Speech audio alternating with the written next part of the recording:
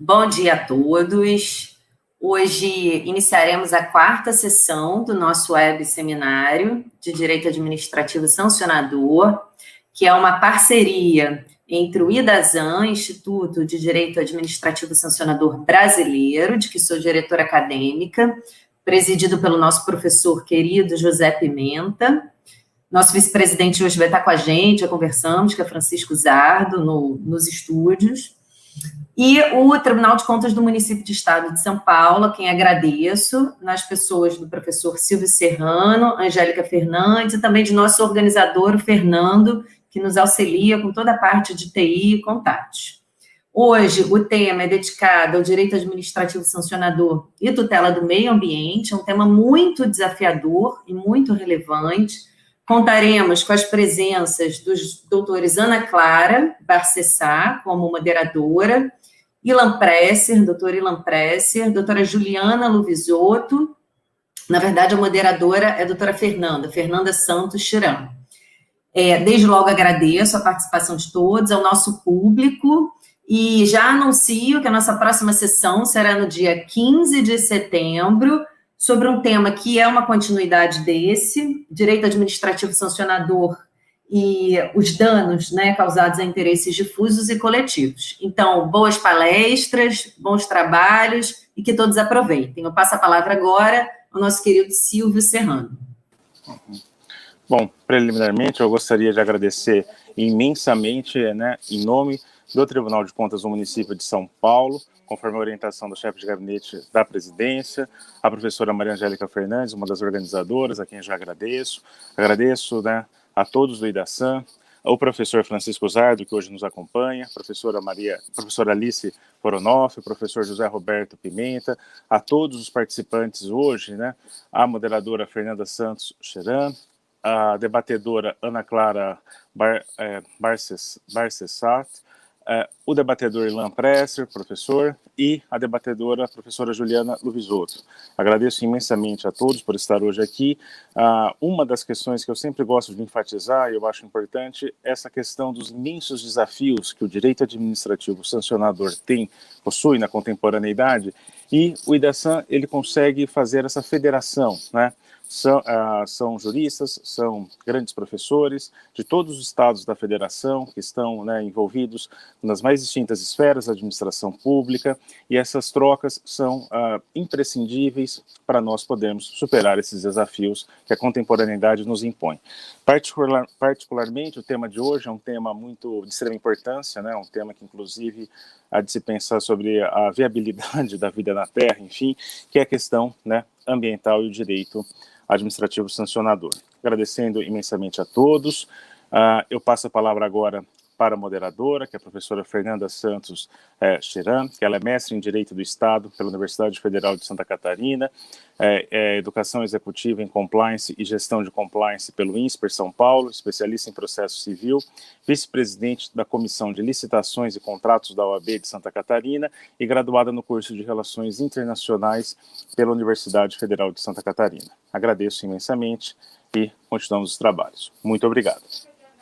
Obrigada, professor Silvio. Vou começar, então, agradecendo, na pessoa do professor Silvio, ao Tribunal de Contas do Município de São Paulo, que tem disponibilizado essa plataforma e viabilizado esses encontros produzidos pelo IDASAN, e agradecer ao IDASAN, na pessoa da professora Alice, do professor José Roberto, do professor Francisco Zardo, que aqui está representando a presidência do Instituto, né, e pelo fomento de todo esse debate que vem acontecendo. Ontem no grupo alguém dizia assim, estamos diante da nossa estante de leitura, e é verdade, né, esse grupo que cada vez mais reúne protagonistas, doutrinadores importantíssimos na área, e nos permite esse diálogo próximo, que as redes sociais e a pandemia acabaram até acentuando esse debate mais próximo e mais coloquial, informal, de trocas de ideia, que acaba sendo extremamente enriquecedor.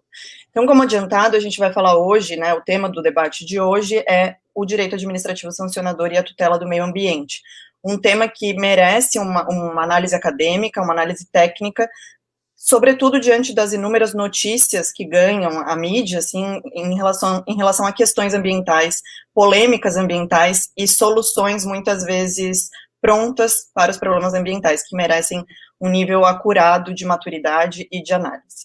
Então, eu vou convidar o nosso primeiro debatedor, o professor Ilan Prece, e vou fazer uma breve leitura do currículo para a gente dar seguimento ao debate. O professor Ilan Prece, então, é graduado pela Faculdade de Direito da USP, em programa de graduação sanduíche, na Universidade de Munique, é juiz federal em Belém do Pará, procurador da Fazenda Nacional, mestrando em Direito Constitucional pela USP, acho que está invertido, né? E professor de Direito Ambiental e Direito Constitucional. Então, professor Ilan, por favor, fique à vontade. Fernanda, obrigado, é uma honra, alegria e satisfação estar aqui. Eu quero, na sua pessoa, cumprimentar aí a Escola de Contas e também o IDASAN. É muito bom ter a oportunidade de debater o direito administrativo sancionador com pessoas tão qualificadas. Para mim é uma honra, uma alegria poder estar aqui trazendo algumas partituras para a nossa orquestra, como o Silvio Serrano falou, né? Uma composição muito plural, seja na mesa de hoje, seja em todo o IDASAN. Nós temos um país com dimensões continentais, e aí nós temos aí pessoas de todo o Brasil, de todas as carreiras, o que contribui para uma visão polissêmica, plural, em relação ao direito administrativo sancionador. Eu quero iniciar minha fala fazendo uma distinção breve para nos situar, porque a maioria das pessoas, talvez, que nos acompanham, sejam muito ligadas ao direito administrativo. Então, fazer inicialmente, antes que os demais possam entrar a fundo no tema de hoje, uma distinção entre responsabilidade administrativa, civil e criminal em matéria ambiental, porque ela tem particularidades em relação ao regime comum de responsabilização. Nós temos o direito ambiental como direito fundamental terceira dimensão no artigo 225, e aí o 225, parágrafo 3º, coloca essa tríplice esfera de responsabilização, que pode até ser somada aí pela improbidade administrativa, eventualmente, se houver algum envolvimento de agentes públicos. Mas diz lá o 225, parágrafo 3º, para concretizar esse direito fundamental, e aí eu quero trazer rapidamente o Bob, quando ele abre o livro Era dos Direitos, ele coloca que os direitos fundamentais já são muito debatidos, justificados, filosofados. Agora precisam ser implementados, efetivados, tornados uma realidade prática. Um pouco do que Kant também ele fez ao criticar o puro racionalismo. Aí tem a crítica da razão pura e depois a crítica da razão prática. Ou seja, buscou unir, né, fazer uma junção entre o racionalismo e o empirismo, que me parece que é importante conhecer a realidade aí do direito ambiental, da sua inefetividade em relação à sanção. Isso é um dado empírico, porque nós temos aí uma baixa, muitas multas sendo aplicadas e uma baixa efetividade. Há dados, né, do IPEA que mostram a baixa efetividade das execuções fiscais para a cobrança de multas ambientais. Também é um tema aí que deve ser debatido, e também, a partir dessa baixa efetividade, a insuficiência das normas de comando e controle e a necessidade de utilização de outros instrumentos que façam o particular se conscientizar e cumprir de forma espontânea aí, as obrigações ambientais. O 225, parágrafo 3º, nessa tríplice esfera de responsabilização, ele traz a obrigação de responsabilidade civil, que é objetiva, por risco integral, com nexo de causalidade robustecido, ou seja, não se quebra por causas que o abalariam no regime de direito comum, como caso fortuito, força maior, fato de terceiro, e aí a responsabilidade criminal, que tem que ser subjetiva, seria odiosa uma responsabilidade criminal objetiva em um Estado democrático de direito, sem a necessidade de dupla imputação, imputação paralela, como já fixou o STF. Inacível, nós temos aí o dano ambiental público e o dano ambiental privado, sendo que recentemente o STF acabou de dizer em um diálogo de fontes com o CDC que o dano ambiental público é imprescritível pela relevância do bem jurídico tutelado, com inversão do ônus da prova, conforme jurisprudência já assumulada do STJ. E o administrativo? E o direito administrativo sancionador? Ele ficaria no meio do caminho. Muitos diziam que a responsabilidade tem que ser objetiva, porque normalmente a multa ela vai ser uma sanção pecuniária e seria objetiva para dar mais efetividade. Outros já aproximavam esse direito sancionador da responsabilidade criminal, porque a Constituição mesmo fala que é sanção, né? Se nós formos à Constituição, condutas e atividades lesivas sujeitarão infratores, E aí, pessoa física ou jurídica, sanção penal e administrativa. E aí o STJ, depois de muita celeuma, acabou por pacificar que a responsabilidade administrativa é subjetiva e tem uma consequência importante a partir disso, que a obrigação ela não tem na responsabilidade administrativa ou subjetiva a natureza real ou próprio terreno. Ou seja, na responsabilidade civil, eu posso cobrar, dentro dos termos da teoria do bolso profundo, do proprietário atual ou do proprietário anterior, né? Há uma maior possibilidade de reparação do dano. Já na administrativa, não. Então, se eu recebo uma propriedade por herança e eu não fui o causador do dano, não faria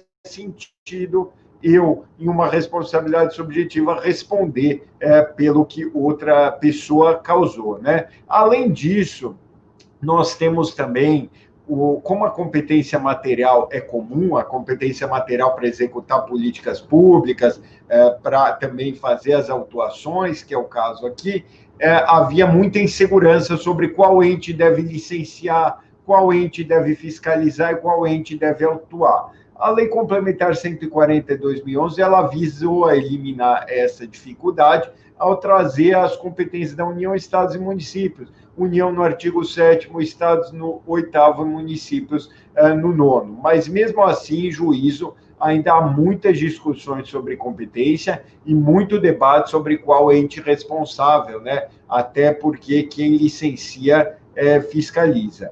Outra questão que talvez seja importante do direito ambiental é a responsabilidade por omissão do poder público, né?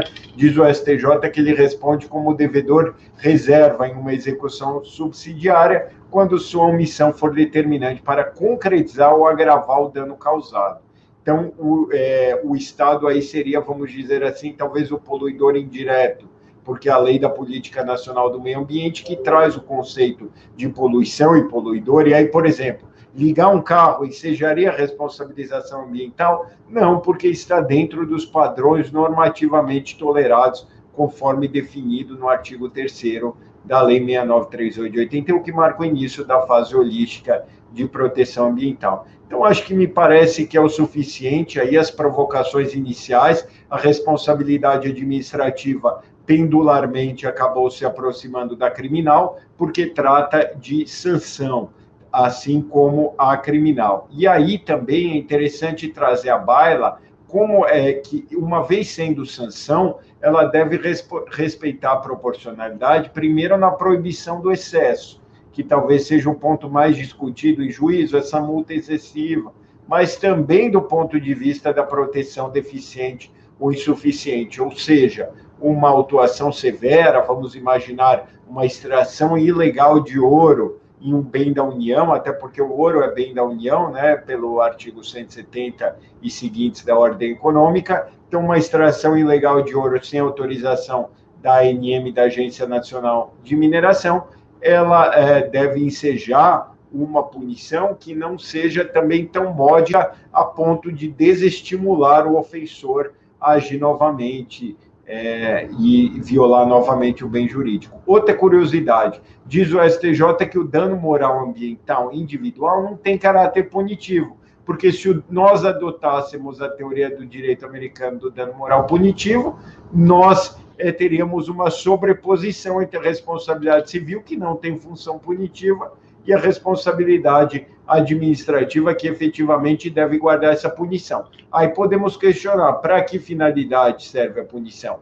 Para desestimular, para evitar que o dano se repita. E aí um debate interessante que se faz, inclusive um decreto, mudou o decreto 6514 já em 2017 no governo anterior, depois uma nova mudança nesse governo, visando a conversão da multa pecuniária em serviços de recomposição e melhoria ambiental, dentro daquela lógica de que no direito ambiental é sempre melhor a recomposição específica do que o pagamento do sucedâneo em dinheiro. Então, é outro debate a se fazer, se essa obrigação de fazer cumpriria uma finalidade pedagógica, educativa, de envolvimento, de participação, para que se evite o dano. Me parece que essas considerações iniciais são suficientes para situar e distinguir as três esferas de responsabilização.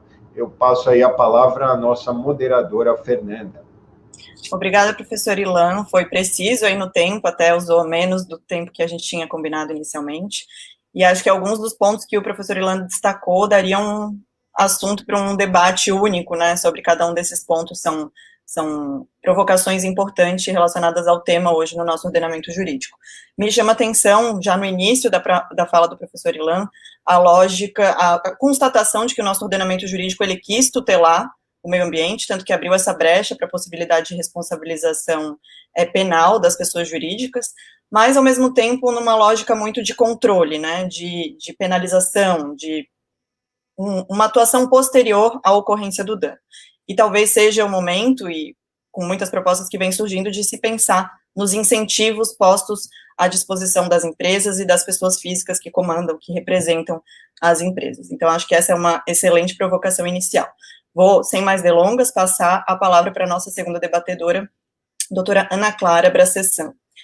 Vou fazer uma breve leitura do currículo. A doutora Ana Clara é advogada na área de Direito Ambiental e de Compliance, mestre em Direito pela PUC São Paulo, Núcleo de Direito Difuso e Coletivo, professora assistente na graduação da PUC São Paulo, bacharel em Direito pela Universidade Federal do Pará. Então, Ana Clara, a palavra está com você.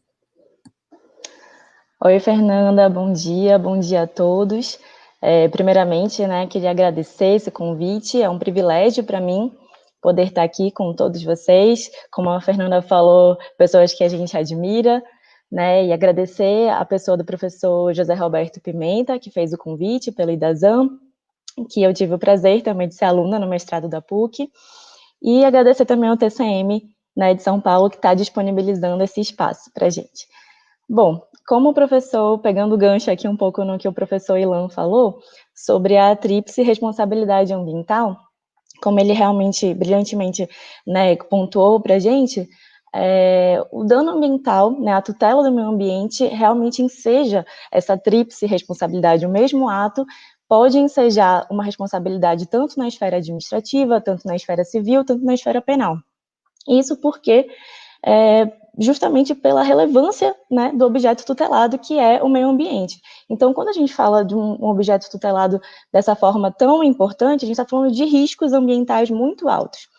E, como a própria Constituição Federal fala, no artigo 225, o meio ambiente ecologicamente equilibrado, ele é um direito de todos, né, ele é um bem de uso comum do povo, ele é essencial à qualidade de vida, sadia qualidade de vida, e ele é um direito e um dever de todos. Então, a gente está falando de riscos muito altos, e por isso que também, como dizia o sociólogo Ulrich Beck, a gente vive numa sociedade de riscos. Então, o risco está inerente à nossa sociedade, não temos como tirá-lo dessa equação, mas temos como geri-lo. Né? E é sobre essa gestão dos riscos ambientais, deve culminar necessariamente na preservação dos recursos naturais. E trazendo para o que a gente está vivendo hoje, ainda estamos vivendo uma pandemia, né? E o que isso tem a ver, a pandemia, com a preservação da biodiversidade? Vou falar um pouquinho sobre isso. É um tema bastante atual e que, na verdade, tem tudo a ver, né? A gente sabe, até hoje, a gente sabe que a Covid-19 surgiu por conta de uma zoonose, né? Que é uma doença causada por um animal.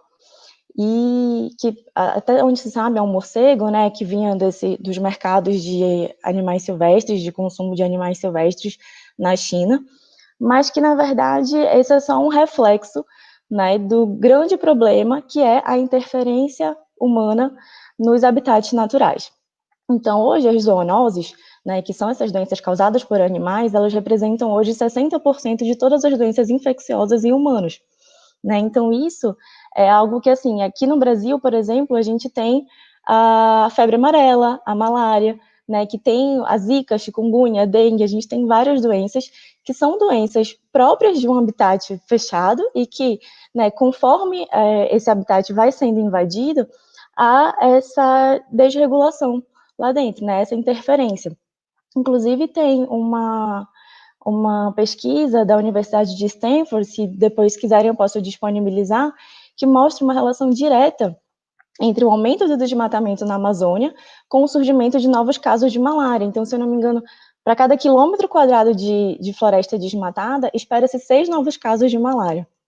Né? Então, é realmente uma relação muito direta com o avanço do desmatamento, com a perda de biodiversidade nas doenças, na saúde populacional. E, inclusive, quando se começou a pesquisar, né, que, de fato, o Covid-19 era uma doença causada por um morcego, algumas universidades brasileiras fizeram alguns testes sorológicos em morcegos na Amazônia e se descobriu mais de 1.000 tipos de coronavírus nos nossos morcegos. Né? Então, por aí a gente vê como a preservação da biodiversidade ela é tão importante para que a gente não viva novas pandemias daqui para frente. E, avançando um pouquinho, eu não tenho como falar hoje de tutela do meio ambiente, né, de tutela ambiental, sem passar, ainda que rapidamente, pela questão das mudanças climáticas, né? Hoje, mudanças climáticas é a esfera mais urgente da crise ambiental. E tudo isso que a gente está vivendo hoje com relação à pandemia, né, se adaptar a esse, digamos, novo normal, a gente já vem falando isso há muito tempo com relação às mudanças climáticas. Dentro do direito ambiental existem 2 princípios basilares que acredito que todos já devam ter ouvido falar, que é o princípio da prevenção e o princípio da precaução. Mas quando a gente fala em mudanças climáticas, a gente também fala de adaptação, porque elas já são reais, né, já estão acontecendo. Então, ainda que a gente consiga prevenir, né, na verdade, a gente precisa se adaptar a essas mudanças que já estão acontecendo em boa parte do mundo, na verdade, no mundo inteiro, em maior ou menor nível. E aí, assim, realmente com o início da pandemia, com a quarentena, vimos que houve, de fato, uma diminuição de emissões de gases poluentes, né, porque as empresas pararam, as pessoas estavam em casa, mas essa diminuição, a história mostra para a gente que acaba não compensando, porque com a recuperação, né, da economia e de tudo, há uma tendência que todo esse mínimo ganho que teve, digamos, de emissões, na verdade, seja recuperado e até aumentado. Então, na verdade, o que a gente tem que estar atento é daqui para frente, né? O que a gente pode fazer daqui para frente? E existem alguns caminhos possíveis, né? Economias paralisadas, elas também têm uma oportunidade de retomar sob um novo paradigma. Então, por exemplo, a queda do petróleo pode gerar um maior investimento em energia renovável, né, em economia limpa, né? E aqui no Brasil, a gente tem uma possibilidade que pouquíssimos países no mundo têm, que é de poder, de fato, adequar, ser exemplo de poder aliar a produção com a preservação ambiental, né? A gente tem capacidade geográfica para isso. Então, é também um caminho possível daqui para frente, né? Além do mais, com a pandemia, e já, na verdade, já vinha um pouco antes, e acho que com a pandemia se acentuou, a questão de uma mudança de um pensamento da sociedade, né? Então, de fato, a gente vê hoje uma sociedade que começa a repensar a questão do desperdício, começa a repensar o consumo de carne, por exemplo, o consumismo exacerbado, até deslocamentos necessários. Então, as pessoas que conseguiram trabalhar em casa conseguiram de uma forma tranquila, né? Obviamente, um investimento em tecnologia também, a gente hoje está preparado, diferente das últimas pandemias em que a humanidade já viveu, hoje fica teoricamente mais fácil, né, com a tecnologia. Então, empresas, por exemplo, o Twitter, já decidiu que não vai ter mais espaço físico, não vai mais ter sede, investiu em tecnologia para que todos os seus colaboradores pudessem trabalhar em casa. E isso tem um ganho muito grande, né? Uma economia muito grande, não só em relação ao meio ambiente, mas todos os custos, né, que isso traz. E, além do mais, há também um esverdeamento, que a gente fala, um esverdeamento das instituições, né? Agências de investimentos, bancos buscando investir em empresas sustentáveis, os próprios investidores buscando, né, empresas sustentáveis. Há essa internalização da responsabilidade também como empresas parte da sociedade, né? Por exemplo, aqui no Brasil, o desmatamento ilegal que vem acontecendo na Amazônia, na verdade, ele não interessa ao setor empresarial, né? Para o setor empresarial, para o setor de investimentos, o ambiente jurídico ele deve estar pacificado, né? Para que haja segurança para investir. E, como eu falei, esse pensamento veio ganhando força e passando um pouquinho aqui sobre o compliance ambiental, né? Que a gente vem falando. é justamente, nada mais é, né, o que seria o compliance ambiental? Nada mais é do que essa própria gestão para a redução dos riscos ambientais dentro de um setor empresarial ou público, por que não? Né, o compliance ambiental ele pode ser implementado tanto como um capítulo dentro de um programa de integridade, ou como uma coisa à parte mesmo, né, um programa à parte para isso, e dependendo da empresa, do setor que atua de utilização de recursos naturais, ele pode ser um grande aliado, porque ele vai adequar as práticas corporativas e implementar uma conformidade com a utilização dos recursos naturais.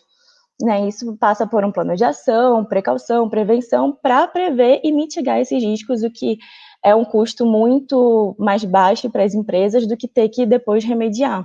Então, por exemplo, uma coisa muito utilizada em programas de integridade anticorrupção é o próprio canal de denúncias, e por que não fazer um canal de denúncias ambiental também? Né, no caso de uma mineradora, por exemplo, que precisa lidar com as questões das barragens, uma ligação, né, contando como é que está a situação daquela barragem, tudo, pode mitigar um dano muito grande, né? E isso também, além de reduzir despesas, isso há um ganho reputacional na empresa, né? De estar fazendo a sua parte também, que é aquilo que eu falei antes dos consumidores mais atentos a isso, né?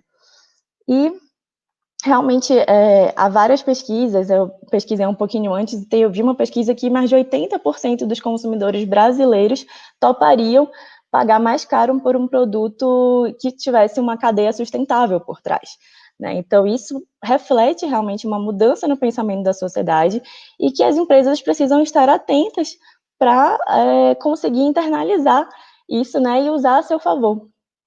E, para não dizer que não falei das flores também, com relação ao compliance ambiental, hoje o mercado vem falando muito de uma sigla, né, ESG, que em inglês é Environmental, Social and Governance, que na verdade é também a mesma questão, né, a entender que a empresa faz parte da sociedade, entender essa expectativa da sociedade com relação às empresas, não só numa esfera ambiental. E aí vem aquele conceito mais holístico de sustentabilidade, né, que não é puramente uma questão ambiental, mas é também social, e é uma questão de governança corporativa. Então, por exemplo, na questão social, entraria as relações de trabalho, como é que a empresa lida com os seus funcionários, né, com os seus empregados, com os seus stakeholders, a diversidade no quadro de funcionários, né, na alta cúpula, não só diversidade de gênero, né, mas de crenças, cor da pele, e além do mais, um posicionamento nas mídias sociais, que hoje também é algo que toda empresa acaba tendo que ter essa postura, porque é uma necessidade também do mercado. E isso vai dando lugar, né, para finalizar, vai dando lugar do business as usual, que a gente estava acostumado, para uma empresa, um ambiente empresarial mais colaborativo, um pouco mais empático, um pouco mais responsável também, né? Então, quando a gente fala em riscos climáticos, em riscos ambientais, é algo que não está para o nosso futuro, é algo que está acontecendo agora, e mais cedo ou mais tarde vai precisar se adaptar. Então, nisso não, e eu falo empresas, mas também vale para o setor público, né? Isso vai atingir num grau maior ou menor cada país, cada empresa, e é preciso estar atento e, de preferência, à frente, né? Então, era mais ou menos sobre isso que eu ia falar hoje. Obrigada. Obrigada, Ana Clara. Bom, a Ana Clara também pontuou algumas questões ambientais bem importantes e que estão na mídia, como eu falei inicialmente, são matérias que a gente lida todos os dias, e acho que dá para fazer um bom paralelo entre a exposição do Dr. Ilan e da doutora Ana Clara, no sentido de a verificação da falência, talvez, né, ou pelo menos do modelo atual de fiscalização por parte do Estado, na medida em que o Estado não tem condições de controlar, de fiscalizar previamente todas as irregularidades e eventuais lesões ao meio ambiente que são praticadas pelas empresas, ela é contraposta por um movimento natural do próprio mercado, né, impulsionado pela sociedade. A gente sabe que as empresas não têm um altruísmo, assim, mas impulsionado por demandas, por uma conscientização da sociedade, dos consumidores, de investirem, de se relacionar com marcas que tenham essa pegada ambiental e que valorizem a proteção do meio ambiente. Então, alguns apontamentos que foram feitos pela doutora Ana Clara. A questão do desmatamento na Amazônia, a gente viu no ano passado várias empresas, conglomerados importantes, ricos, muito ricos, estrangeiros, que romperam com empresas brasileiras que estavam envolvidas em escândalos de desmatamento, também em escândalos de corrupção, mas também muito voltado ao meio ambiente, não só restrita aos casos de corrupção. Então, empresas que vêm valorizando, algumas empresas proibiram a importação de carne de fornecedores brasileiros, porque tinham envolvimento com as questões de desmatamento, importação de couro para a indústria da moda, enfim. As empresas estão sendo obrigadas, não necessariamente pelo Estado, e eu acho que na volta, quando o Dr. Ilan voltar a falar, ele pode expor um pouco isso, né, a postura, a insuficiência da atuação estatal, e esse protagonismo do mercado que vem ganhando. A Ana Clara apontou uma questão super importante do ESG, que grandes investidores, a gente hoje está todo mundo entendendo de mercado financeiro, né, e grandes gestoras financeiras passaram a excluir da sua carteira de investimento empresas que não tivessem um compromisso ambiental consolidado. Então, também, nesse sentido, há uma pressão do mercado financeiro, não necessariamente consumidor, mas de que empresas que tenham um futuro, né, uma preocupação com a sustentabilidade, com a perenidade, ligada a essa lógica de proteção ao meio ambiente, de valorização das medidas de prevenção, sejam mais valorizadas pelo mercado, tanto de consumo quanto financeiro. Então, obrigada, Ana Clara, e vou passar a palavra para a nossa terceira debatedora, a professora Juliana Cristina Luvisotto. A professora Juliana é doutora e mestre em Direito de Estado pela USP, tem graduação em Direito pela PUC de São Paulo, assessora de controle externo do Tribunal de Contas do município de São Paulo, é professora de Direito Administrativo, Metodologia de Ensino e Metodologia de Pesquisa Científica na Escola Superior de Gestão e Contas Públicas do Tribunal do município de São Paulo. Então, professora Juliana, a palavra está com a senhora. Muito obrigada, Fernanda. É uma honra estar aqui com vocês hoje, tanto pela Escola de Contas, onde eu exerço as minhas atividades, e no Tribunal de Contas do município, no gabinete do conselheiro Roberto Braguin, mas também porque é um evento do Idazan, com pessoas muito qualificadas, que abrange pessoas que se preocupam com o direito administrativo sancionador no Brasil inteiro. Então é um grupo muito empenhado em debater essas questões. Então, eu fico muito feliz de poder estar aqui hoje, e não apenas por isso, mas também porque eu estou com pessoas que eu já conheço há algum tempo, o professor José Roberto Pimenta Oliveira, que foi meu professor na graduação, que me fez esse gentil convite para estar aqui hoje. O professor Ilan, que eu também conheço desde a graduação, nós éramos colegas e fizemos um curso juntos no Instituto dos Advogados de São Paulo, que foi muito rico e a me empenhar na minha carreira acadêmica. Então, é uma grande honra e uma grande felicidade para mim estar aqui hoje. O tema que, basicamente, eu gostaria de conversar com vocês hoje, lembrando que a minha área, na verdade, ela sempre foi mais em direito administrativo, mas eu também tive uma experiência já trabalhando com o direito ambiental, principalmente na Câmara Reservada do Meio Ambiente, no Tribunal de Justiça de São Paulo, com o desembargador Torres de Carvalho, e depois dessa experiência, isso me despertou reflexões, né, sobre a responsabilidade ambiental, sobre como o judiciário tem se posicionado nessas questões envolvendo danos ambientais, e a perspectiva de como a sociedade tem, e depois de ter vindo tem contribuído para isso, e depois de ter vindo para o Tribunal de Contas do município, também aqui eu pude constatar que o tribunal também tem um importante papel nessa área, especialmente na realização de políticas públicas ambientais. Então, basicamente, o que eu gostaria de conversar com vocês hoje é falar um pouco sobre a responsabilidade civil ambiental e também, se dentro do meu tempo for possível, debater um pouco sobre o papel do Tribunal de Contas, né, nessa área. Então, a responsabilidade ambiental, como já disse o professor Ilan, ela é tríplice, tanto administrativa, quanto civil, quanto criminal. Há uma certa interdependência entre essas três responsabilidades, e elas não geram um bis in idem, né? Elas estão no artigo 225, parágrafo 3º da Constituição, mas especificamente a responsabilidade civil ambiental, ela funciona como uma retaguarda dos bens ambientais, né? Ajudando na sua preservação. Por quê? Para além de indenização em dinheiro, ela também obriga a uma recomposição do meio ambiente natural, do meio ambiente tal como ele era antes, e isso é muito importante para o direito ambiental. Ela é um mecanismo, a responsabilidade civil ambiental, ela não é um mecanismo apenas de sanção, não tem um caráter punitivo, né? Não se insere necessariamente naquela lógica de comando e controle.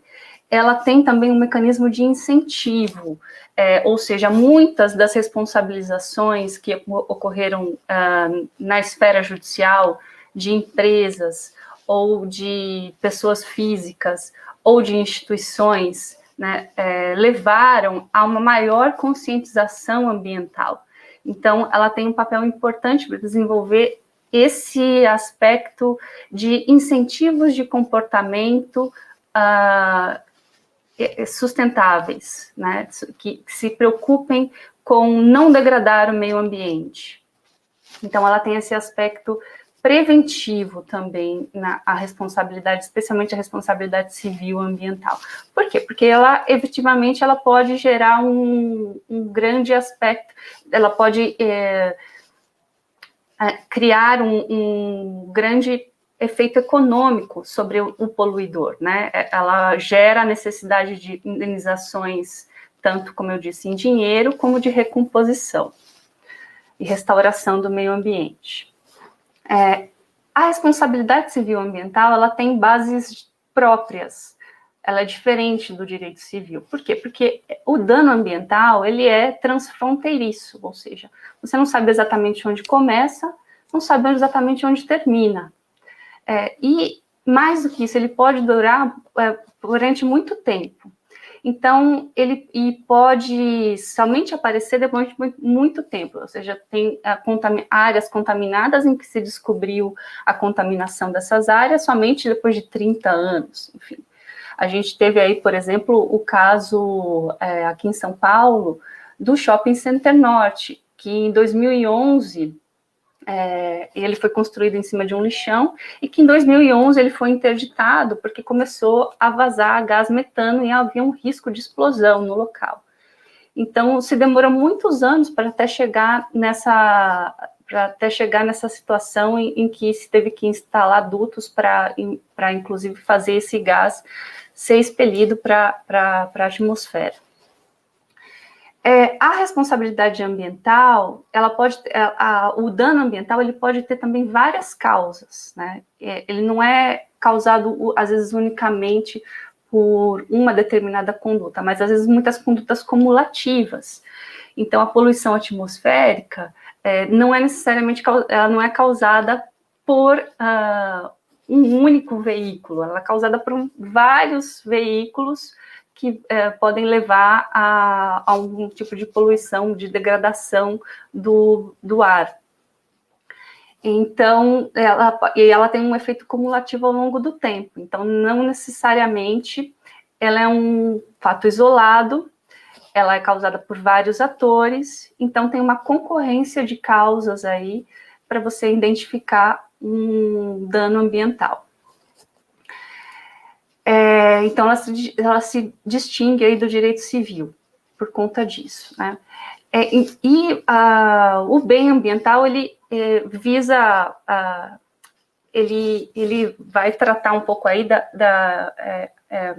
dos direitos difusos, né? Então, são bens difusos de toda a coletividade, não necessariamente de uma pessoa, né? O bem ambiental, ele tem essa natureza de ser de toda a coletividade, não do poder público, não de uma pessoa específica. Isso muda o conceito de propriedade que a gente teve já ao longo da história do direito.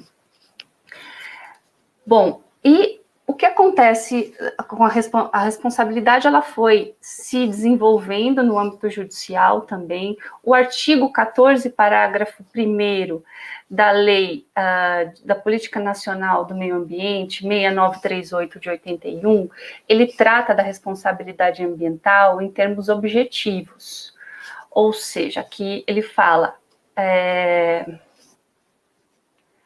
que, sem obstar a aplicação das penalidades previstas no artigo, é o poluidor obrigado, independentemente da existência de culpa, a indenizar ou reparar os danos causados ao meio ambiente e a terceiros, afetados por sua atividade. Então, baseado, às vezes, baseado na teoria do risco da atividade, se alguém assume os bônus de uma atividade, ela também deve responder pelos seus ônus. Então, isso baseia a ideia e fundamenta a ideia de responsabilidade objetiva. Mas no direito ambiental, a jurisprudência do Superior Tribunal de Justiça vem consolidando a ideia de que a responsabilidade ambiental é fundamentada na teoria do risco integral, ou seja, que ela não admite excludentes de responsabilidade, como o caso fortuito, né, ou como a força maior, um evento da natureza que gera um dano ambiental, ou seja, um raio cai em uma determinada área de preservação permanente e acaba por causar um incêndio nessa área, destruindo a vegetação. Esse fato não leva à exclusão da responsabilidade daquele que detém a propriedade de recompor o meio ambiente, porque essa responsabilidade ela é objetiva e independente, e ela não pode ser excluída por não ter decorrido de um ato do poluidor, decorrido de um ato de devastação ambiental, né, de poluição, especificamente. Então, só que isso gera alguns dilemas, porque se quer muito responsabilizar os poluidores ambientais, a Lei da Política Nacional do Meio Ambiente, ela considera poluidor não apenas aquele que causa diretamente o dano, mas também aquele que causa o dano indiretamente, ou seja, aquele que contribui para que o dano não cesse, ou ainda, como diria o STJ, equipara-se a poluidor quem fez o dano, quem não fez, mas quando deveria fazer, quem deixou de fazer, e quem não se importa com o que faça, ou quem financia para que faça, e quem se beneficia quando os outros fazem. Ou seja, se pegar toda essa cadeia de poluidor, as instituições financeiras, elas também poderão ser responsabilizadas, como disse a professora Ana Clara, inclusive se elas concederem financiamentos para empreendimentos que gerem uma degradação ambiental. Mas se levar essa responsabilidade ao extremo, por que não se poderia pensar na responsabilização dos próprios consumidores que adquirem bens ambientais decorrentes de uma atividade poluidora? Ou seja, a pessoa vai adquirir carvão vegetal, né? Existe um documento, que é um documento de origem florestal, que diz que aquela madeira que foi utilizada para produzir o carvão vegetal, ela foi extraída de uma forma sustentável, né, com a licença ambiental, enfim. E, por isso, esse documento, ele acompanha o bem quando ele é transferido para um consumidor. Quando a pessoa compra esse bem e não exige esse documento, esse DOF, ela pode ser responsabilizada porque há uma presunção de que se não se tem esse documento, a madeira foi extraída de forma ilegal. Então, existem alguns requisitos que vão minorar um pouco essa grande responsabilização que pode existir na responsabilidade civil ambiental. E a doutrina tem, em parte da doutrina, tem em alguns aspectos,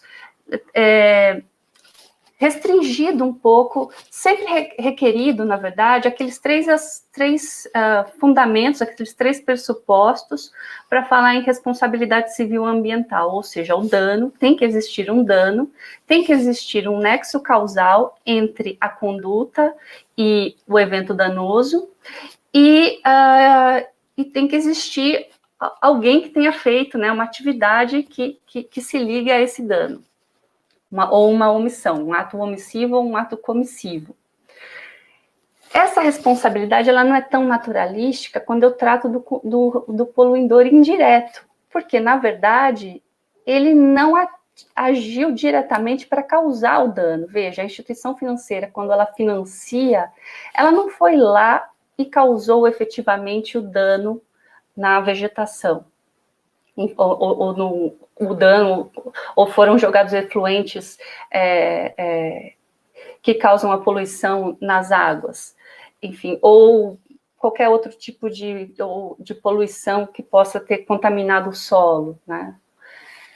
Enfim, ela não está diretamente relacionada ao dano, mas indiretamente ela pode estar quando ela não exige a licença ambiental.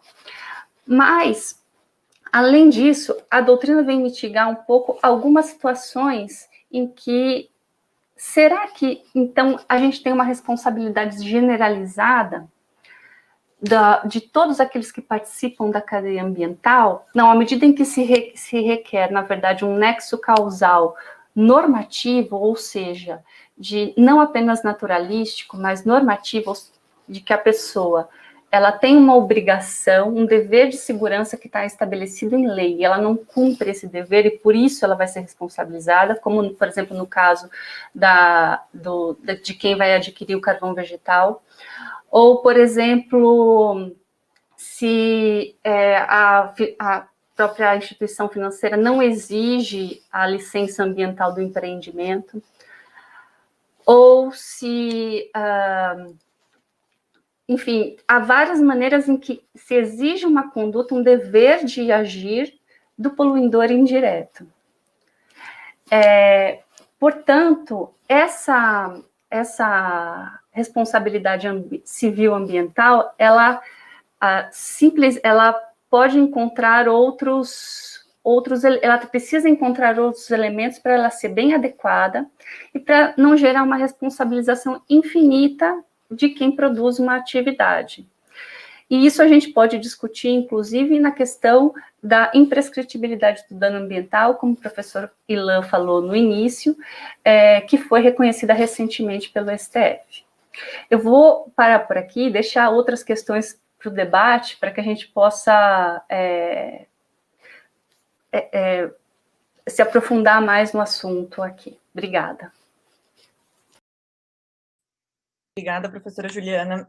Eu vou inverter um pouco a ordem do que a gente tinha combinado, porque acho que temos uma pergunta nos comentários que tem bastante relação com esse último ponto que a senhora estava expondo. Então, já vou devolver a palavra para você. Acho que o professor Ilan também pode complementar. Então, a pergunta é: qual a efetividade de ter 3 esferas de responsabilidade? Não seria mais efetivo ter uma só, na qual a autoridade seria a mesma a analisar o caso e adotar a medida, multa, prisão, reparação cabível? A pergunta é do Marcos. Então, obrigada, pessoal, pela participação. Obrigada, Marcos. E podem tecer as suas considerações. Eu acredito que, assim, cada responsabilidade, ela está preocupada em defender um determinado bem jurídico. Então, o fato de se ter uma responsabilidade civil requer uma recomposição do meio ambiente. O fato de se ter uma responsabilidade administrativa requer a defesa de um outro bem jurídico, que é o respeito às normas administrativas. E também a responsabilidade penal, como até disse já os nossos colegas, ela pode incidir, inclusive, sobre a pessoa jurídica. Então, com cada uma dessas responsabilidades delineadas pelo ordenamento jurídico, elas se intercomunicam, mas elas são interdependentes, ou seja, às vezes uma decisão, o fato de elas existirem as três não significa que vai entrar em colapso o sistema. Na verdade, isso pode ser comunicado. A própria lei de crimes ambientais prevê, por exemplo, que pode haver a suspensão do processo se houver reparação integral do dano ambiental. Então, não acredito que deveria haver uma apenas, porque uma instância apenas para isso, embora haja reflexos de cada uma dessas responsabilidades em todas essas esferas. Professor Ilan? Oi, Fernanda. Antes de dar minha resposta, eu quero dizer que eu ouvi a Ana Clara e a Juliana e várias assim considerações que me geraram muitas reflexões. A primeira é assim, como a gente está passando por todas as ODS da Agenda 2030 da ONU. Talvez a primeira seja o fato de aqui ter mais do que a equidade de gênero, porque o ponto 5 é a equidade de gênero. Estamos aí com 3 mulheres e um homem debatendo, o que é muito bom também, o IDAZE aí trabalhando a sustentabilidade sobre todas as perspectivas, né? Uma cidade sustentável, um consumo e produção responsável, e aí a partir disso veio essa pergunta aí da tríplice esfera. Eu acho assim, a gente tem que ver o seguinte, me parece que é sintomático que hoje se fale menos em uma política ambiental e mais em uma justiça ambiental. Talvez por uma verificação da insuficiência do modelo da política ambiental, e aí não é uma coisa de hoje, de agora. Eu que sou juiz lá em Belém do Pará, que é a terra lá da Ana Clara, há muito tempo, eu me lembro, por exemplo, de um projeto de mineração lá em Senador José Porfírio, que é um município que fica lá perto de Belo Monte. Seria um projeto Volta Grande, da mineradora Belo San. E aí parece que para uma área enorme, assim, talvez maior que o município de São Paulo, tinha 2 fiscais. Então, assim, isso vai se repetir. Temos um país de dimensão continental e uma dificuldade de fiscalização efetiva. Eu acho que nós temos que perguntar que modelo de fiscalização nós queremos. Não me parece que fazer só uma responsabilização seja o melhor remédio, porque, por exemplo, cada uma tem uma função.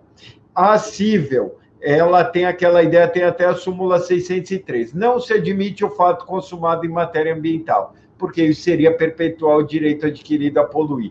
A criminal seria a última ratio. O que a gente pode debater é assim, tem crimes leves com penas muito severas? Tem crimes mais severos com penas leves? Tem uma inefetividade do direito penal? Tem.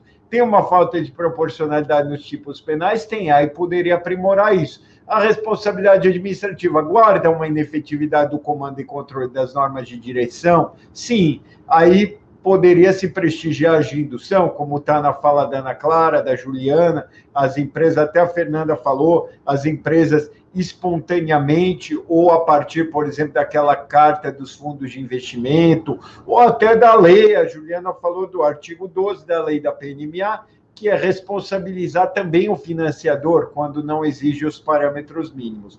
Mas me parece que tudo isso, essa conscientização não eliminaria também, até porque me parece que é mais uma esfera de proteção. Por exemplo, quando o juiz ele fixa lá, vamos imaginar Mariana, Brumadinho, o direito das tragédias. Quando o juiz fixa uma punição ou fixa em relação ao direito administrativo, confirma uma punição já fixada, ou fixa uma indenização, né, uma reparação sem caráter punitivo. Ele também sinaliza a coletividade como deve atuar para evitar novas lides, ou seja, olha para trás e olha para frente, uma dimensão consequencialista, até com uma finalidade pedagógica própria do neoconstitucionalismo. Então, me parece que essas esferas se complementam e é melhor, assim, reforçar e favorecer a efetividade delas. Até o Supremo recentemente disse que o dano ambiental público é imprescritível, e quando ele disse, o pano de fundo disso é justamente que o meio ambiente é patrimônio comum da humanidade, ele sai da nossa geração, né? Ele tem um aspecto intergeracional, tem toda aquela ideia que foi falada, já que o dano ambiental não conhece fronteiras, então, assim, ele foge daquela ideia básica do direito civil. O nascituro, ele tem direitos, mas a gente tem efetivamente direitos do nascimento com vida. Não, é como o DiCaprio disse quando ganhou o Oscar por O Regresso. A questão é, para os nossos filhos, os filhos dos nossos filhos, ou seja, aqueles que nem existem e nem foram concebidos. Então, essa responsabilidade que a gente tem com outros países, porque o dano ambiental não conhece fronteiras, com o tratamento global da questão para as gerações futuras, me parece que legitima e justifica mais de uma esfera de responsabilização. Agora, Fernanda, tem alguns pontos que geram insegurança jurídica. Por exemplo, você faz um TAC com o Ministério Público, mas ainda assim há a denúncia de outro ramo, ou ainda assim a... Então, assim, o modelo deveria, a meu ver, ter um marco regulatório que garantisse mais uma segurança jurídica para o particular que quer efetivamente observar, ter esse compliance ambiental, que é um cipoal de normas e de possibilidade de responsabilização de diferentes esferas. Então, me parece, assim, injusto que alguém efetivamente queira fazer a recomposição, já comprou a área degradada e encontre tantas dificuldades de ter que ir em tantos órgãos e poder fazer um acordo com um deles e não com os demais. Obrigada, professor Ilan. Eu vou complementar, a gente tem uma pergunta sobre esse ponto específico, a Ana Clara perguntando aqui se o Ministério Público deve ser parte necessária na negociação do TAC no âmbito do IBAMA, e depois ela complementa se a validade do TAC depende da homologação do Ministério Público. Se o senhor quiser também falar, já que levantou essa bola. Quem fala primeiro? A Ana? Na verdade, é uma charada, nossa Ana, debatedora, uma Ana Clara de Matos, que perguntou no chat. A pergunta é, você pode sintetizar ela de novo? Se o Ministério Público deve ser parte necessária na negociação do TAC no âmbito do IBAMA. E em seguida ela coloca, a validade do TAC depende da homologação do MP? Pois é uma questão interessante essa do TAC. Se o bem ambiental ele é indisponível, em tese não poderia negociar sobre ele, mas pode negociar sobre a forma de cumprimento. Eu acho que não se pode colocar necessariamente o MP aderindo ao TAC, porque vamos imaginar que ele entenda que esse TAC está ofendendo a proporcionalidade na produção deficiente. Por um lado, isso poderia criar insegurança. Agora, você pode colocar uma possibilidade de ele assinar junto.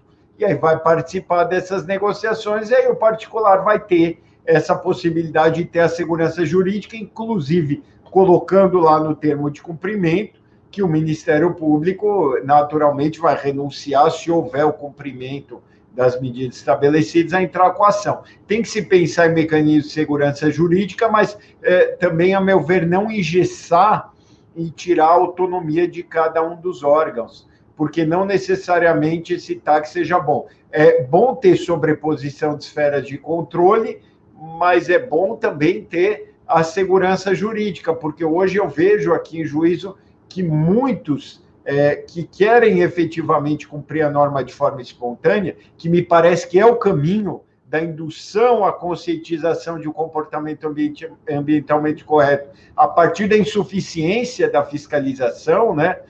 Me parece que quem efetivamente quer cumprir deve ter a possibilidade de fazê-lo, aí de negociar com todas as partes conjuntamente. Obrigada, professor Ilan. Eu vou dar uma volta, né, para todo mundo também continuar no debate. Essa questão da segurança jurídica me chama a atenção também para um ponto que a Ana Clara levantou na fala dela, né, da importância dos mecanismos de compliance, e acabou passando, assim, diante de todas essas mudanças que a gente vê no meio ambiente. E no âmbito do direito ambiental, a gente tem uma pluralidade enorme de normas, instruções normativas, das mais diversas categorias, né? Então, eu vejo o programa de compliance como uma grande ferramenta de segurança jurídica para a própria empresa, independente de exigência legal, a empresa se preocupar em ter uma estrutura interna de gestão que permita conhecer as normas que lhe são aplicáveis e, de alguma forma, fomentar a adesão, o cumprimento dessas normas, me parece que é um movimento benéfico, saudável para a própria empresa. Mas o que a gente vê hoje no cenário jurídico existe um projeto de lei que, com a pretensão de exigir o programa de compliance de algumas empresas públicas e privadas, dependendo da atividade que é exercida pela empresa, né, atividades consideradas danosas ou potencialmente danosas ao meio ambiente. E aí eu queria ouvir um pouquinho a Ana Clara sobre o que ela entende desse projeto de lei. A gente já vê que o mercado se movimenta nesse sentido, mas é um movimento não jurídico, e agora o poder público talvez tentando assumir também o protagonismo nessa questão específica. Então, Ana Clara. Claro.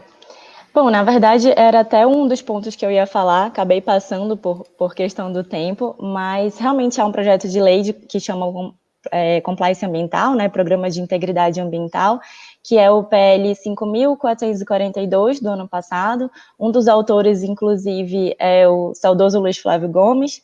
E esse projeto de lei, na verdade, como a Fernanda falou, veio para institucionalizar, né, colocar de uma forma na nossa estrutura legislativa essa tendência já de muitas empresas de atuarem em prol do meio ambiente, fazer um programa de gestão de conformidade, né, com relação ao meio ambiente. Então, esse projeto também veio após as grandes tragédias que a gente vivenciou aqui no Brasil, de Mariana, Brumadinho, nessa tentativa de, ele seria, o projeto, ele seria, né, o programa de integridade obrigatório, tanto para empresas públicas e privadas que lidem com questões ambientais, né, que tenham um risco ambiental muito grande nas suas operações, e traz diversas diretrizes e objetivos de como seria essa implementação de um programa de conformidade, né. E eu acho que, de fato, é algo muito interessante, ainda que muitas empresas já venham adotando de forma não obrigatória, né, mas como realmente, eu sempre falo que, assim, as empresas hoje, você cumprir a lei, você cumprir as normas, o que lhe é inerente, você está fazendo ok, a sua parte e nada mais. Eu acho que o diferencial realmente das empresas, e por que não também do setor público, é você dar exemplo, né, é você fazer mais do que você deveria fazer.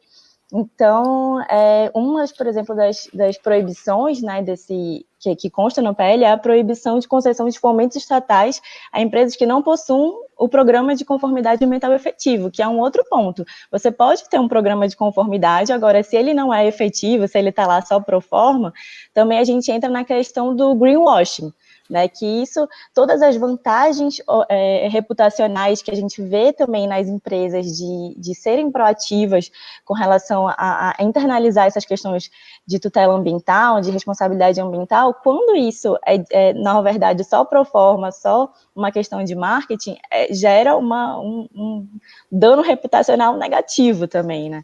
Então, é algo também que se precisa observar.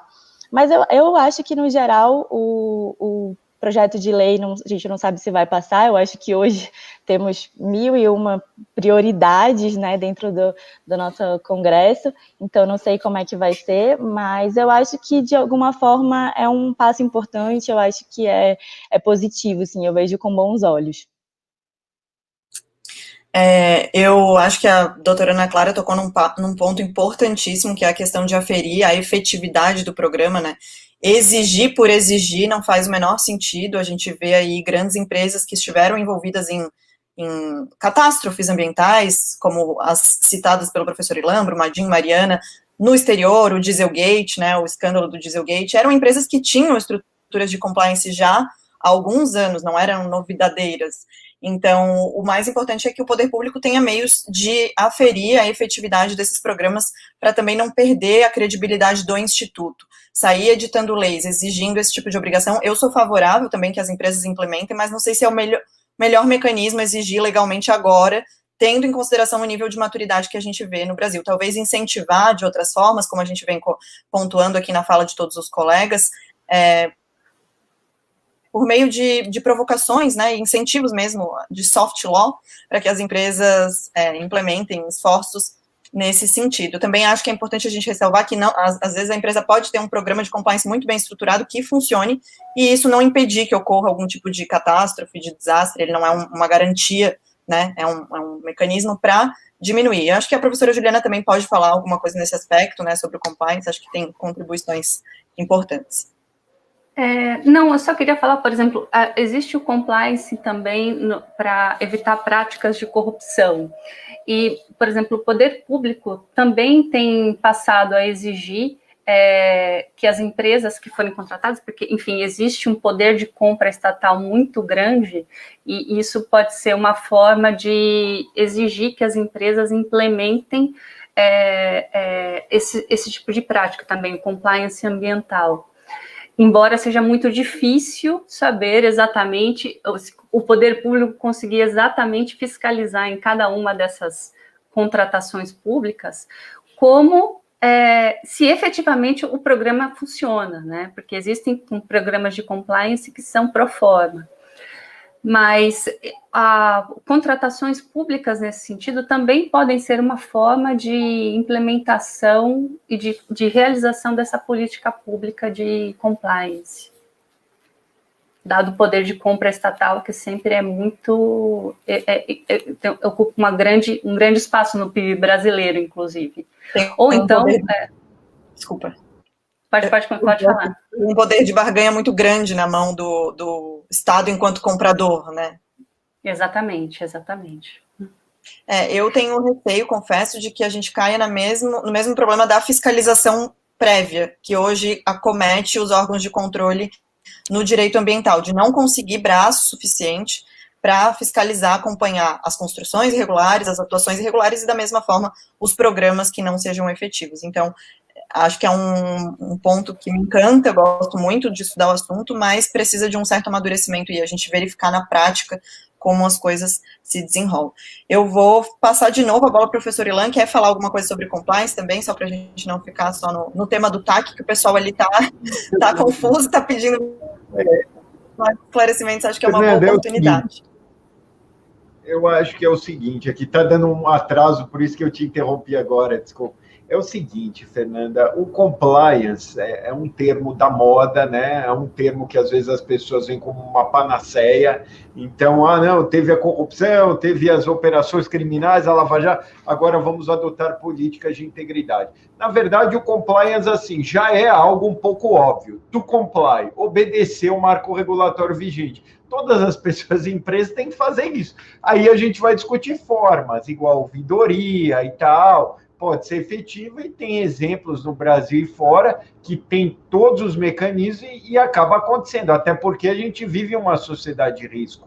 Então, assim, os riscos estão aí. Me parece que o que a gente tem que focar a atenção é que a gente está debatendo aí um problema estrutural. Tem a ação direta de inconstitucionalidade por omissão 60, que se escora no estado de coisa ambiental lá da DPF 347, do estado de coisa inconstitucional nos presídios. Agora, há um estado de coisa inconstitucional em matéria ambiental, me parece que é um palco privilegiado naquela ação relatada pelo ministro Barroso, para verificar de que forma os recursos públicos estão sendo aplicados, se efetivamente há um resultado nisso. A questão do braço, me parece que no futuro muita tecnologia também vai poder ser utilizada, né, com imagens e tal, para aferir o desmatamento. Para aferir assim, porque até hoje, isso é algo histórico, não é de 2 anos para cá. Nós somos um país amazônico que vive de costas para a Amazônia. A Amazônia é legal como a maior parte do território nacional e um modelo eminentemente historicamente predatório que visa extrair recursos naturais e nunca se preocupou com essa questão que emerge mais recentemente da sustentabilidade, para uma economia que agregue valor à floresta, que visa incentivar a bioeconomia. Então, essas é uma moda, por um lado, mas, por outro lado, é uma preocupação nova, como a Ana Clara falou, desverdeamento das instituições, que também pode se converter no greenwashing, numa lavagem verde, numa embalagem bonita para um pacote muito ruim. Tudo que a gente está discutindo, é importante a gente pensar que a gente está discutindo para nós mesmos. Por exemplo, os transgênicos, somos nós que nos alimentamos deles. Se causar câncer, vai ser para todos nós. As ERBs, estações de radiobase de celular, se isso causa câncer, vai ser para todos nós. Então, nessa era do antropoceno, em que sensíveis alterações ambientais têm sido feitas, me parece que o primeiro lugar é ter a noção de pertencimento de nós mesmos com isso, da indisponibilidade do bem e de evitar que o fim privado do mero lucro para poucos se sobreponha sobre a ideia da rigidez, né, desse direito indisponível. Até por isso que o STF falou na imprescritibilidade. Eu acho que a Ana Clara, que trouxe a Juliana, os riscos que a gente pode aqui elencar, por exemplo, o amianto crisotila, que o Supremo julgou, também que tinha um sucedâneo, então não poderia mais utilizar os campos eletromagnéticos de energia das linhas de transmissão, também julgou. Eu me lembro aqui também no TRF1 tem muitos casos do DDT. Então, como vocês disseram aí, o DDT levou muitos anos para as pessoas verificarem o dano à saúde delas. Então, a gente viu da zoonose, que possivelmente causou o coronavírus. O fato é que o direito ambiental está muito ligado também com a nossa saúde. Embora nós somos partes de um todo, é claro que há uma preocupação muito forte da humanidade com a sua saúde, com a nossa saúde. Então, talvez chamar atenção para isso e uma conscientização efetiva, com uma educação ambiental, a meu ver, desde o ensino fundamental, porque a gente às vezes estuda matérias que nem tem tanto relevo assim, física, química, muito abstratas, e não estuda o básico que é a educação ambiental, me parece que isso pode levar a uma transformação espontânea de cada uma das condutas. Agora, essa mudança, esse nudge, ou seja, esse estímulo, falar assim, olha, você vai comer transgênicos, você mesmo que vai ser prejudicado, né? Uma noção individualista. É um caminho, mas é mais uma esfera de proteção que deve atuar aliada a uma responsabilidade estatal, razão pela qual temos que ficar aí, a meu ver, atentos com essa ação direta de inconstitucionalidade por omissão, número 60, em breve vão ser realizadas aí audiências públicas. Eu acho que eu já falei bastante, né? Mas, Fernanda, você tinha uma pergunta aqui que eu vi no chat. O pessoal queria saber uma outra questão sobre o TAC, mas eu queria, antes a gente pode até voltar para o TAC, eu queria fazer uma provocação que, de repente, quem se sentir à vontade dos 3 colegas pode desligar o microfone, a professora Juliana já está com o microfone aberto, pode falar. A Marília colocou aqui para a gente que quando as infrações tem alguma ligação com a área sanitária, que é essa questão da nossa saúde, desse olhar, né, para individual com a área sanitária, multiplicam ainda mais as discrepâncias sancionatórias nas 3 esferas de governo. E como os colegas veem, então, as medidas e mediações para dirimir discussões de competência. Eu acho que ela está querendo dizer assim, quando toma uma proporção que não fica real a tutela do meio ambiente, né, muitos órgãos talvez queiram chamar para si a responsabilidade por dar uma palavra final. E, enfim, quem quiser se pronunciar sobre esse tema, acho que ele linka bem também, se alguém quiser falar, com a questão da judicialização dos próprios acordos, né, dessa falta de segurança jurídica, inclusive em relação à parte sancionatória. Professor Juliana.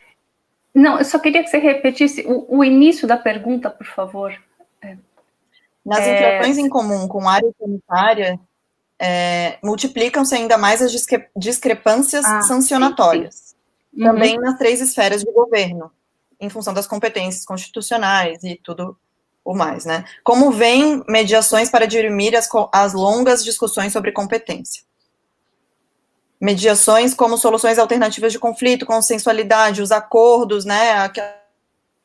Um tema também bem polêmico nessa esfera de tutela ao meio ambiente.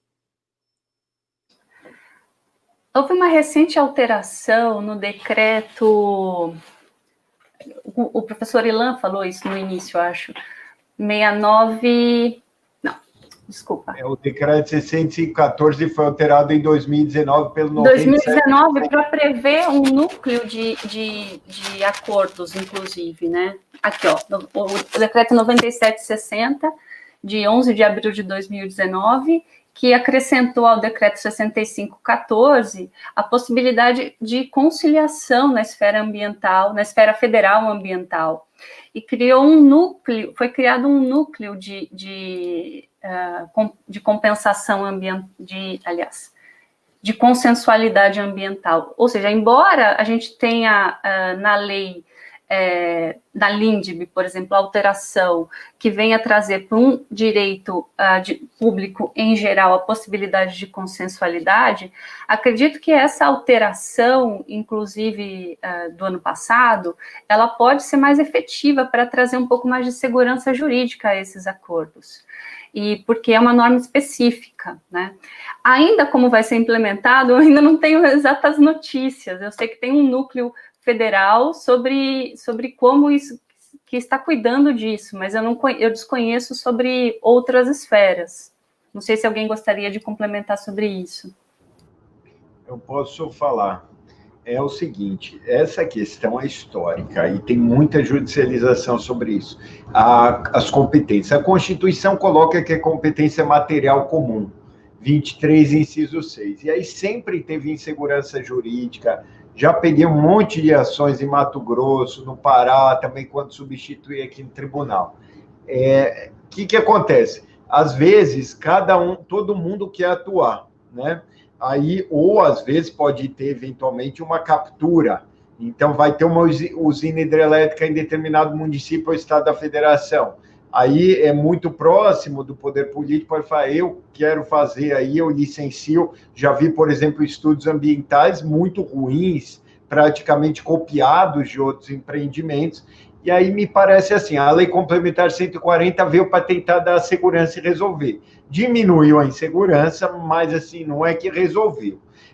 As pessoas costumam reclamar muito da judicialização, principalmente quando ela vem do próprio poder público, vamos dizer, do MP, da defensoria. Então a empresa vai lá e faz, aí fala assim, é o próprio poder público criando a insegurança. Mas o fato é que a norma é polissêmica, é plural. Me parece que a gente deveria pensar em outras soluções, talvez uma arbitragem extrajudicial do próprio poder público. Então, como a AGU tem uma Câmara de Conciliação dela própria, poderia ter uma Câmara de Conciliação de todos os entes federativos para essas finalidades, em que antes, de uma forma com segurança, em que ninguém fosse questionar isso, se chegasse ao ente responsável pelo licenciamento. Mas, por outro lado, essa possibilidade de judicialização, ela tem esse efeito também, tem um efeito colateral ruim, mas tem um efeito bom, que é o efeito de que as pessoas, se por acaso elas forçarem uma competência, forçarem uma interpretação, isso sempre vai poder ser judicializado, né? Então, me parece que é preciso normas mais claras e, eventualmente, uma solução rápida, extrajudicial, porque a celeridade ela também favorece a segurança jurídica, né? A empresa pode esperar um tempinho. O que é difícil é esperar uma demanda que transite em julgado, passe por 2 instâncias mais os tribunais superiores, aí realmente é muito difícil. E outra ideia aí que eu quero trazer a provocação em relação à judicialização é o mecanismo da suspensão de liminar, que ela vem antes da Constituição. E aí, por exemplo, vai fazer um empreendimento, aí tem uma decisão judicial que, vamos dizer, suspende. Aí você tem 3 chances no poder público, primeiro no tribunal, depois nos tribunais superiores, nos 2, de buscar a suspensão dessa liminar. E aí vai vigorar, talvez o instituto seja até bom, mas talvez até o trânsito em julgado, você, por outro lado, gera o fato consumado em direito ambiental. Diz a súmula, não se admite o fato consumado em matéria ambiental. Isso do ponto de vista do dever ser. Mas do ponto de vista fenomênico e fático, se a usina já está lá, já foi. Eu lembro de um julgado do STF do ano passado, que era sobre uma usina, que houve uma medida provisória que desafetou uma unidade de conservação.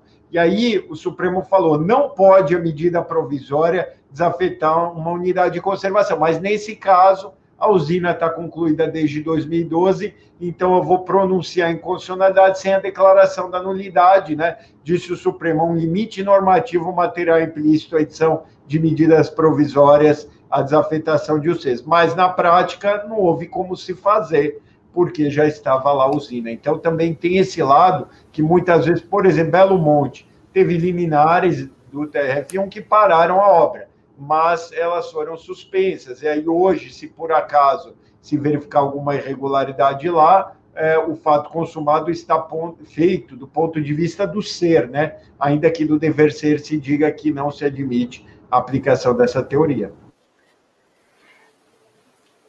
Posso complementar uma questão que era sempre eu me lembro também de ter visto várias alegações de fato consumado. E no âmbito do judiciário, quando eu trabalhei como uma assistente na Câmara do Meio Ambiente. Havia, por exemplo, a discussão se aplicava o Código Florestal para a área urbana, especialmente situações em que as construções já tinham sido feitas há muitos anos, né? E aí, essa tendência do STJ de falar que não existe o fato consumado em direito ambiental, na verdade, parece que não se aplica na prática, porque algumas situações, por exemplo, teve um córrego em Guarulhos, aqui do lado de São Paulo, em que o Ministério Público foi entrando com várias ações civis públicas para tentar retirar as construções de casas que haviam em torno desse córrego. Uma parte desse córrego ele corria livremente, e uma parte desse córrego ele já era envelopado, ele já era, enfim, ele já estava, havia uma avenida, enfim, do lado do córrego, então, assim, não havia mais, a área de preservação permanente, ela não cumpria mais a sua função ambiental, que seria resguardar os a água daquele local, ou deixar de existir um assoreamento. Então, na verdade, a Câmara Ambiental passou a perceber que era impossível desfazer aquela situação, até porque a questão, o bem ambiental ali, ele não cumpria mais a sua função. Então, dizer, por exemplo, como diz a jurisprudência, que não existe fato consumado em direito ambiental, encontra limites também.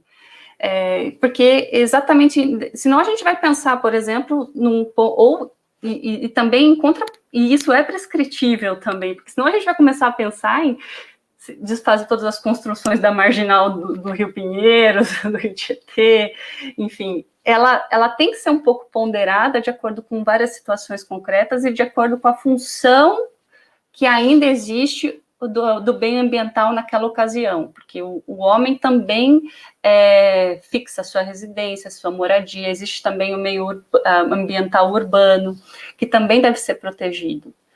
Então, eu acho que nesse aspecto, o Poder Judiciário, ele também tem que levar em consideração todas essas questões, e eu entendo a jurisprudência do STJ no sentido de querer defender cada vez mais uma responsabilização irrestrita dos poluidores, e do STF também de falar da imprescritibilidade do do dano ambiental. Por outro lado, isso pode também gerar um abuso de responsabilização.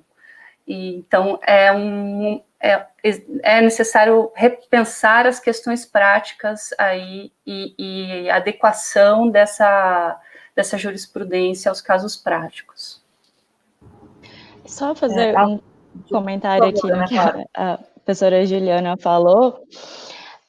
Até porque, né, Juliana, o próprio desfazimento do caso concreto, das coisas que já estão construídas, acaba gerando um dano ambiental maior do que deixar a construção do jeito que já está, a situação do jeito que já está, e porque aquele ambiente já foi modificado de alguma forma. Então, eu já vi muitas ações judiciais no sentido que, normalmente, né, obviamente, o MP pede, vamos demolir todo o porto da cidade X. Só que quando você vai, de fato, olhar para a situação concreta, só a demolição vai causar um impacto ambiental muito grande, muito maior do que, de fato, tentar alguma compensação, indenização, né, e fazer com que, de fato, a empresa consiga fazer uma compensação naquela área, mas sem ter que voltar para um status quo ante, que já é impossível. E eu acho que, como vocês falaram também, só voltando um pouquinho ao assunto na questão do decreto, né, do núcleo de conciliação ambiental, eu sou otimista, então, assim, eu vejo com bons olhos a questão da conciliação. Eu acho que é uma tendência do novo CPC e vem trazendo isso, né, para todas as esferas, a conciliação. Eu acho que, nesse caso, precisa ver como é que vai ficar na prática, porque há uma sobreposição de competência administrativa também, porque quando a gente fala, por exemplo, de reincidência, aí teria que ser, o auto de infração teria que ser julgado pela autoridade julgadora, não pelo núcleo. Então, o que o núcleo de fato faria, né? Ele corrigiria alguns vícios e talvez desafogaria a autoridade julgadora, mas, de alguma forma, isso precisa ver como é que ficaria na prática. Mas eu acho que que dentro da área ambiental também a gente precisa de celeridade, né? Porque senão a gente tutela, mas na prática acaba não acontecendo. Então, eu acho que é algo, de fato, que precisa ver como é que vai ficar, mas eu acabo vendo com bons olhos também. Acredito que são Pode, por favor, professor. Rapidinho, Fernanda, rapidinho. Eu ouvi as duas.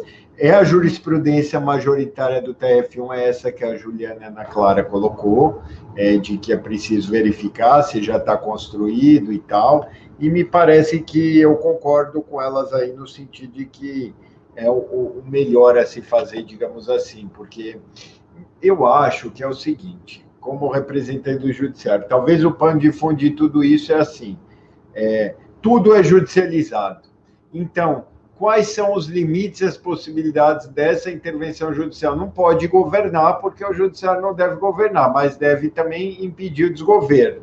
Então, fica essa pedra de toque. Tem a teoria da capacidade institucional, o poder público conhece mais, sabe mais, mas também a Constituição coloca a inafastabilidade.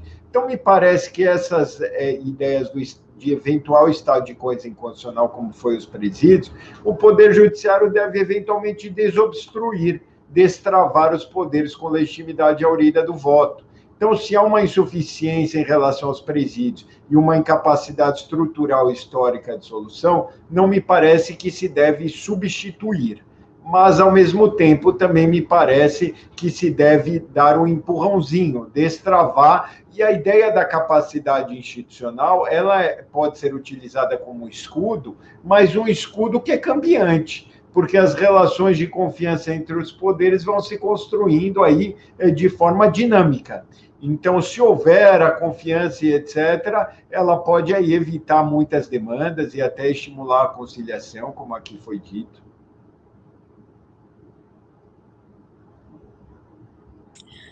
Obrigada, professor Irlan. Bom, eu não tenho mais considerações a fazer, acho que a gente já está também no horário, com 1h30 de debate, quase. Queria abrir para palavras finais, se alguém quiser fazer alguma consideração, mas eu só queria destacar, agradecer novamente o convite do professor José Roberto e destacar que mesmo quando ele se compromete a não participar, ele está ali ativamente no chat, prestigiando, então ele nos puxa, assim, no Idazan, e é o grande motivador. Então, parabéns e obrigado, professor José Roberto. E deixo a palavra para os colegas, caso alguém queira fazer alguma consideração final que julgue importante. Eu quero fazer uma breve consideração final aqui. Eu deixo as meninas para o mais importante, que vão ser as considerações efetivamente finais, né? Os mais importantes falam, as mais importantes, no caso, falam por último.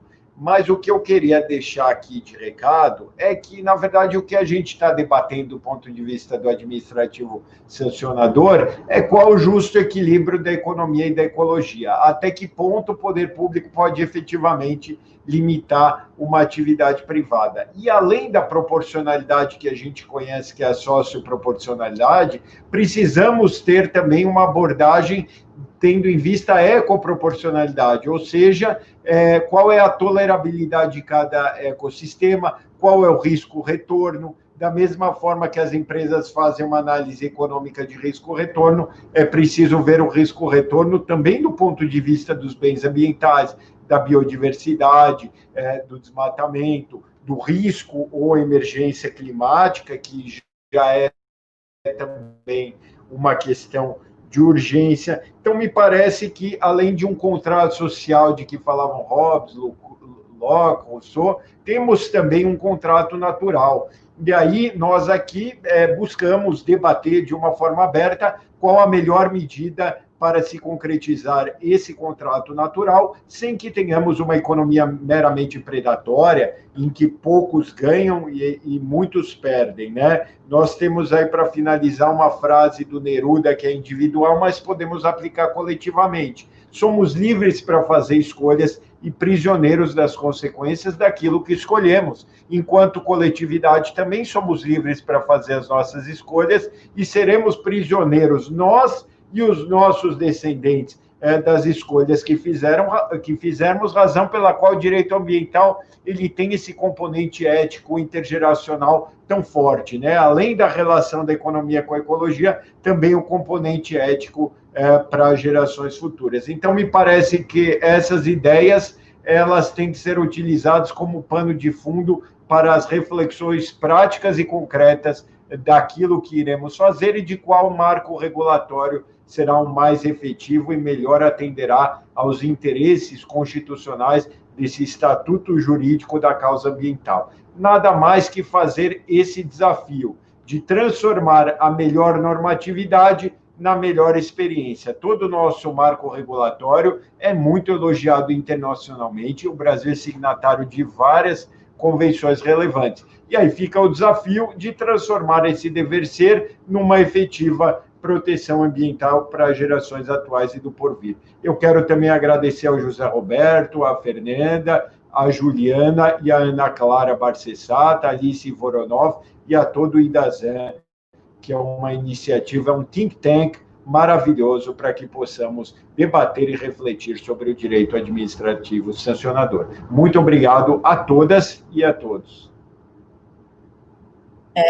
Pontuando, embora sejam considerações finais, acho que cabe uma pontuação muito importante à fala do professor Ilan nessa parte final, da necessidade de repensar a efetividade de medidas. Não basta ter um quadro normativo, né, do dever ser, que seja completamente dissociado do ser. Não estou dizendo necessariamente que é isso, mas vejo iniciativas na área regulatória, que vai ser o assunto do próximo encontro do IDAZAN, então já fica o convite, de rever normas ineficazes ou que não sejam aplicadas, que não tragam, né, de rever a utilidade de muitas normas e diretrizes pautadas. Então, professora Juliana.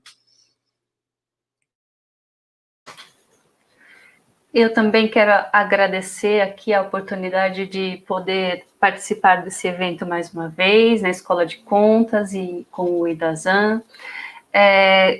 Para mim foi realmente um aprendizado, estou mais aprendendo do que falando aqui sobre direito administrativo sancionador ou direito ambiental. Foi uma oportunidade muito rica. E eu penso, uma última reflexão aqui sobre as questões que foram levantadas ao longo desse debate, que é a respeito principalmente das 3 esferas de responsabilização no direito ambiental. A gente tem o paralelo no direito administrativo, né, anticorrupção, que foi criado recentemente o balcão único, né, dos acordos de para firmar os acordos de leniência. E isso teve tanto aspectos positivos quanto aspectos negativos.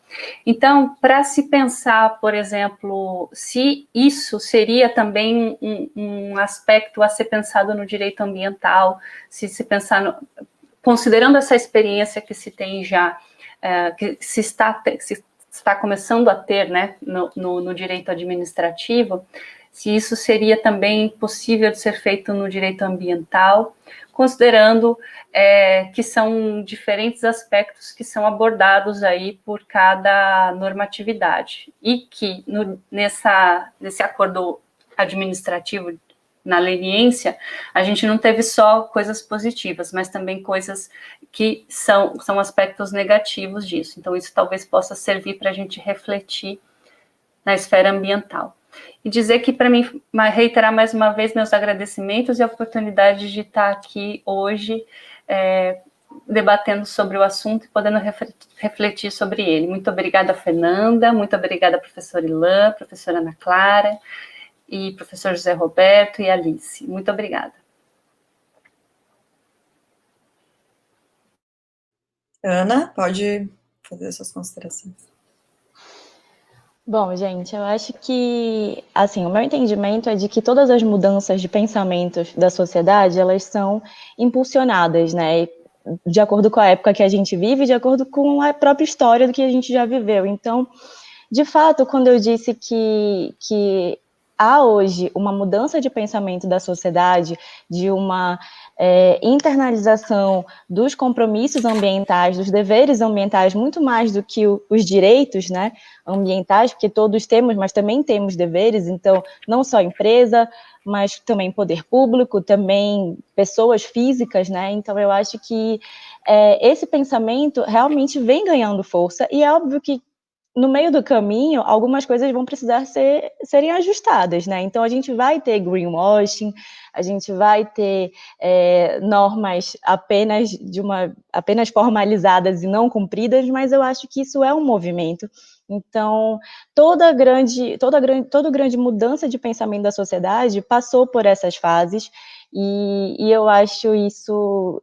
Eu acho que é uma coisa positiva, ainda que, né, a gente tente cada vez mais tornar para a realidade, implementar e não mostrar só a capa, né, a capa verde, mas por dentro nada, mas eu acho que mesmo a capa verde ainda é uma preocupação, uma forma de demonstrar que existe esse olhar atento a essas questões ambientais. Então, eu acho que é um processo, a gente ainda não chegou lá, talvez ainda estejamos bem longe, mas eu acho que já, de alguma forma, já evoluímos. Né, e debates como esse, por exemplo, auxiliam e muito, né, nessa evolução. Então, eu sou muito, muito grata, principalmente ao professor José Roberto, tenho profunda admiração, muito grata por participar do IDASAN desde sua formação até agora, conseguir fazer nessa ligação entre o direito administrativo sancionador e a tutela do meio ambiente, que é maravilhoso, e é o que mais me encanta dentro do direito ambiental, é poder conversar com todas as outras áreas, né, e dizer que estou muito grata, estou sempre disponível para próximos eventos, e agradecer muito, também aprendi demais com a professora Juliana, a professora Ilan, e é isso, estamos juntos. Obrigada, Ana Clara. E, bom, agradecer de novo ao Tribunal de Contas do município de São Paulo, a Escola de Contas, e ao IDASAN, membros que vêm aí promovendo, fomentando o debate nesses temas tão importantes. Um abraço, pessoal. Tchau, tchau. Obrigada, Fernanda.